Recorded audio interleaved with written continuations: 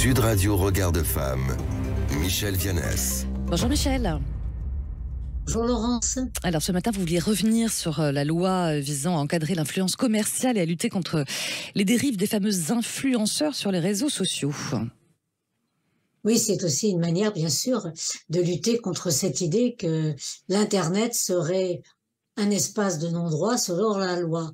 En France, il y a 150 000 influenceurs qui sont actifs donc sur les réseaux sociaux et c'est normal donc de réguler leurs activités autour de toutes ces personnes qui, d'une part, mobilisent leur notoriété, je dirais, en vue de faire de la promotion, que ce soit des biens, que ce soit des services ou des causes, hein, bien sûr, diverses, et en contrepartie d'une rémunération ou d'un avantage en nature. Et là, justement, tous ces influenceurs et les annonceurs sont désormais contraints par des règles à respecter.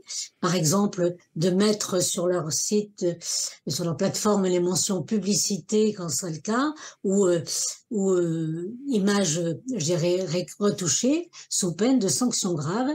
Et donc, et puis en plus respecter, je dirais, les mêmes règles que la publicité à la radio, à la télé ou dans la rue. Parce que les consommateurs doivent être protégés, en premier lieu d'ailleurs les mineurs. Oui, bien sûr. On en a parlé d'ailleurs très largement le week-end dernier, de ce fameux bandeau noir qu'ils doivent mettre notamment sur leur réseau. Alors justement, comment s'exerce la protection des mineurs et quels sont les interdits désormais? Alors, les mineurs, on parle surtout des mineurs influenceurs, donc qui sont concernés. Et on a fait une distinction en fonction de leur âge. Donc, s'ils ont moins de 16 ans, ils doivent obtenir un agrément auprès des services de l'État. Et puis, surtout, sur dont ils vont bénéficier, donc toutes les sommes qu'ils vont pouvoir percevoir, eh bien, c'est comme pour le cinéma, pour la publicité. Donc, 90% seront consignés donc jusqu'à leur majorité. Ça, c'est important quand même de les protéger. Et puis, les mineurs de plus de 16 ans, là, il faut qu'il y ait l'autorité parentale et l'autorisation parentale. Alors, ce qui m'a paru pour moi le plus important, c'est la question c'est toute l'interdiction sur toute la promotion, je dirais, portant atteinte à la santé. Oui, à la santé publique, oui. Il y a toutes ces allégations nutritionnelles erronées, enfin, je dirais farfelues, mais qui peuvent être dangereuses aussi. Vous avez toute une série de protocoles qui sont présentés comme soit comparables, soit carrément préférables ou même substituables à des prescriptions thérapeutiques. Et là aussi, c'est extrêmement dangereux.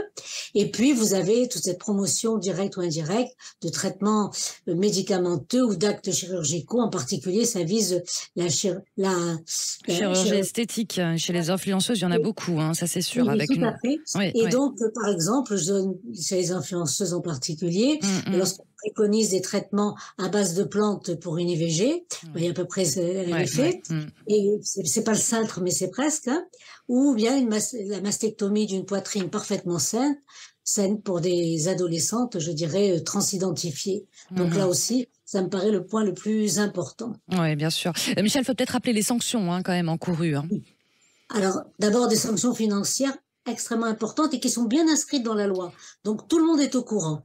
Et puis, l'obligation, et c'est ça qui est aussi important, c'est l'effet, je dirais, dissuasif du name and shame, dire et faire honte. C'est ça. Supprimer donc le contenu illicite immédiatement, vous en avez largement parlé, je crois, la semaine dernière. Oui, tout à fait. Et puis, afficher ce message où ils sont obligés de reconnaître leurs pratiques commerciales trompeuses, et ça pendant 30 jours. Et pendant ces 30 jours, si c'est pas fait, ils ont une demande par jour et qui peut être très forte.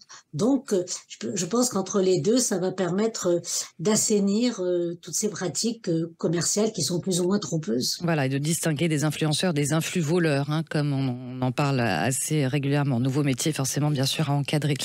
Merci beaucoup pour votre regard, Michel Vianès. Et puis on vous retrouve bien sûr le week-end prochain. Merci Michel. Merci à vous Laurence et à très bientôt. Au revoir.